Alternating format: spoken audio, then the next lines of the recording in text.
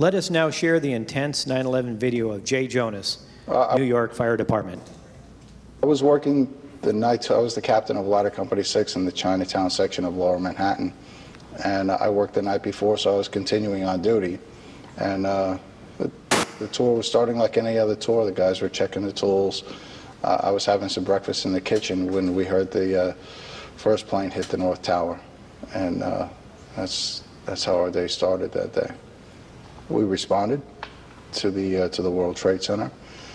We made our way to the front of the building on West Street. And as we were dismounting our fire apparatus, pieces of the building started hitting our fire truck. And we sought shelter underneath the pedestrian bridge that connected the World Trade Center with the World Financial Center. And we went back and forth till we got all our tools. And then we sprinted to the front of the building. We made it to the lobby of the North Tower. And when I was waiting orders, I was standing on line waiting orders from the chief running the fire, Chief Pete Hayden. And all of a sudden we saw a black shadow on the ground. And then we heard a loud explosion. And we saw pieces of flaming debris falling outside. And we didn't know what that was. And a man came running in from the outside and yelled out, "A second plane has just hit the South Tower." So at that point we knew we were under attack. It wasn't an accident. And one of the guys I was standing by summed it up. We all looked at each other, and he looked up and he said, "We may not live through today." And we looked at him when he said it, and I said, "You know what, you're right." And we shook each other's hands and wished each other good luck, and I hope I see you later. And then it was my turn to get orders.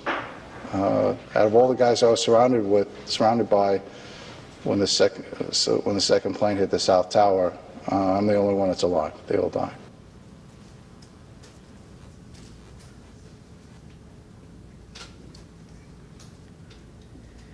Dan, if you could please rejoin us.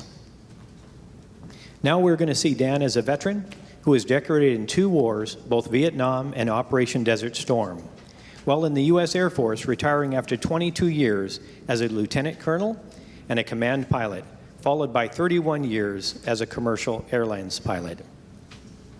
Dan Matthews.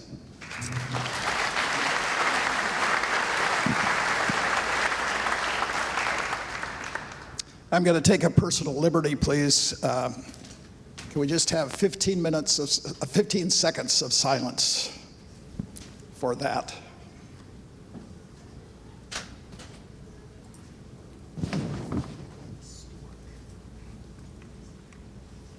Thank you. As I reflect on 9/11, I'm sure you understand that there's much that I, as a former military and commercial airline pilot, flying at the time of that terrible day, could focus upon in detail about 9/11 and that momentous time.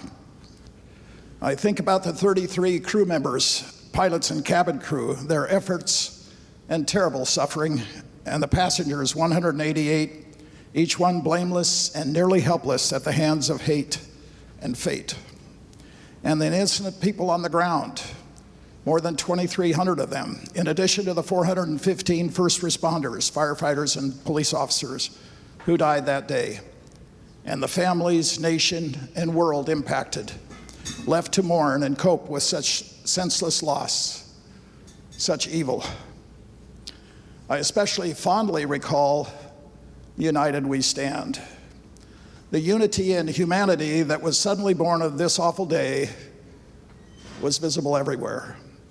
If we could only hold on to that, indeed for a fleeting moment, we put aside political differences, pettiness, and power, realizing that our unity as a nation was paramount.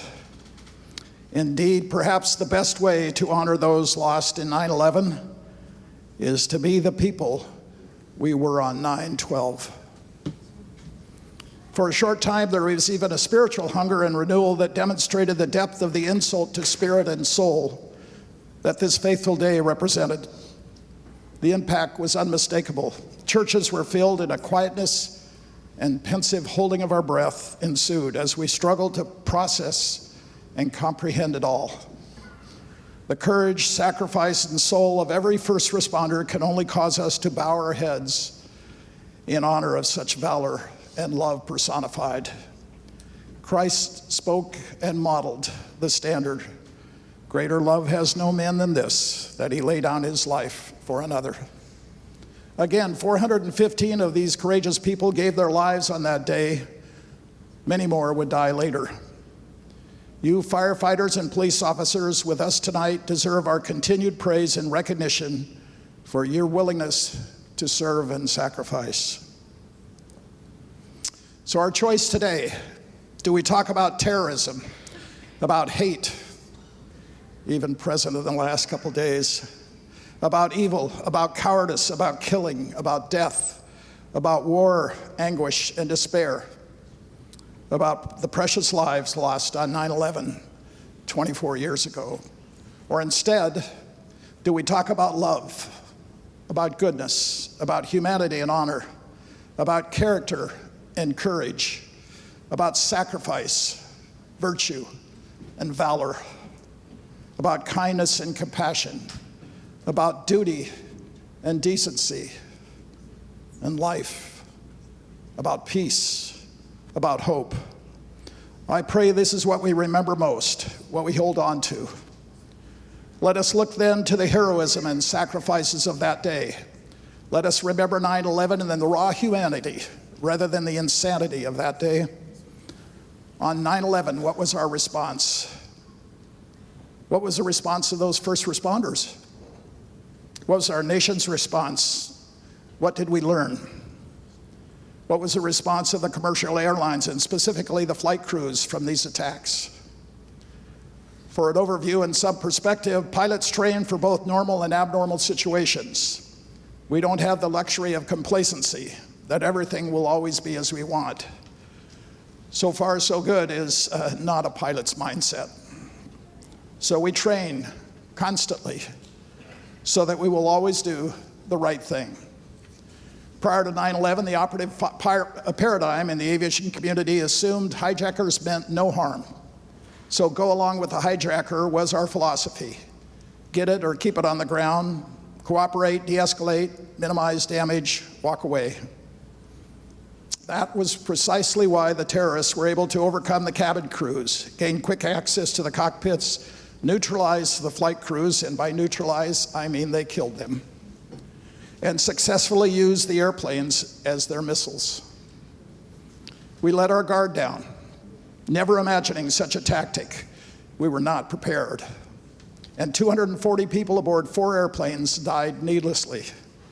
The hijackers of 9/11 had trained for 2 years. They practiced killing their victims quickly, even training on larger animals to perfect their deadly skill.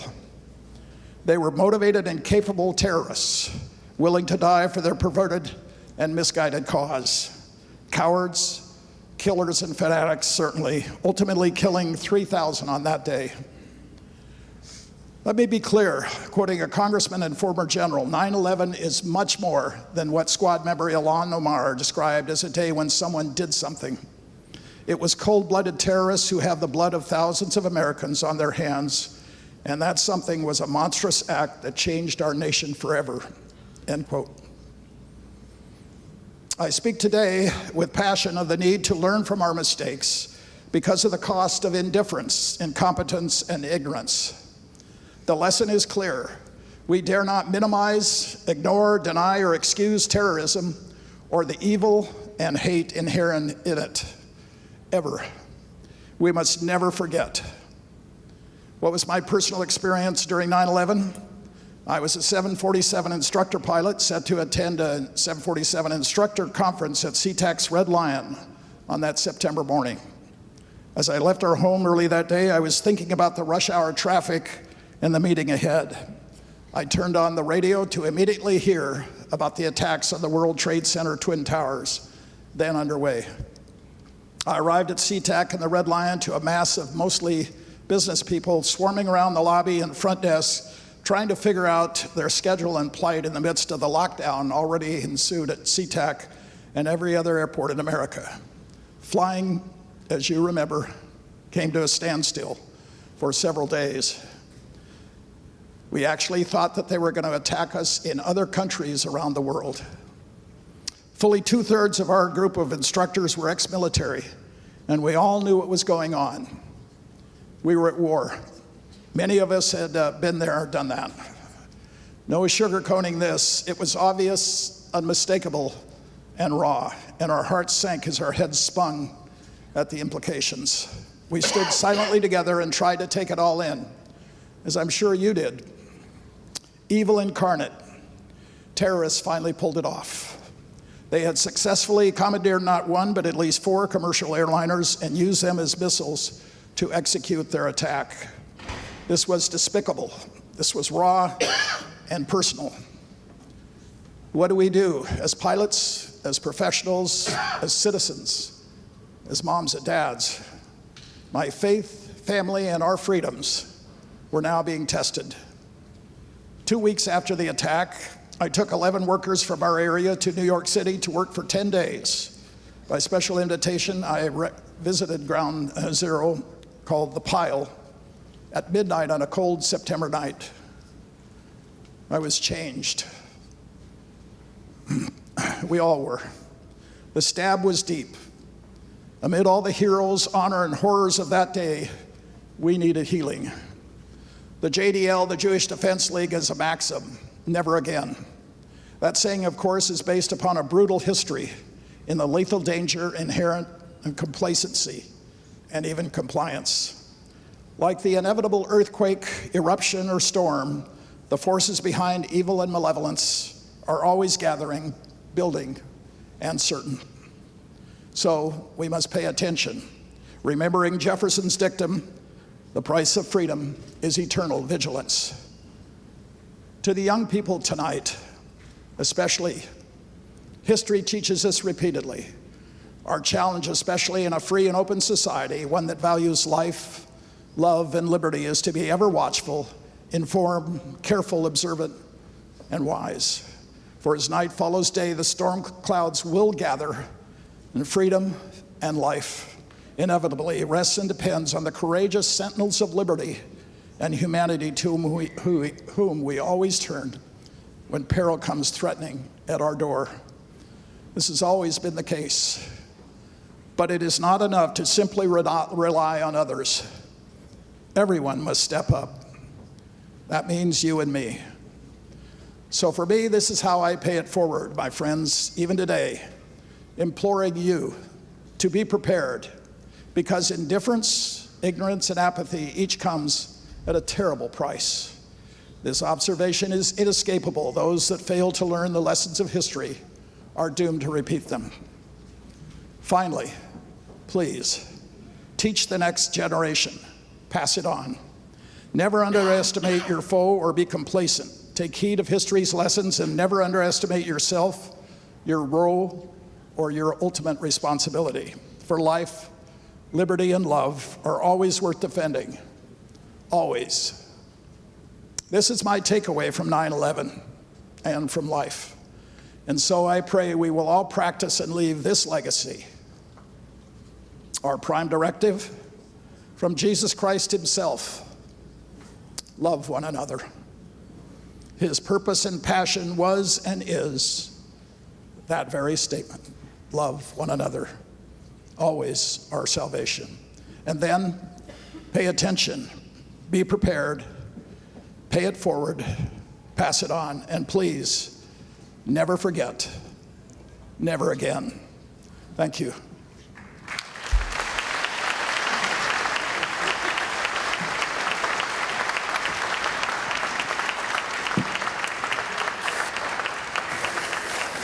Thank you, Dan Matthews, for sharing that amazing information about the 9/11 terrorist attack.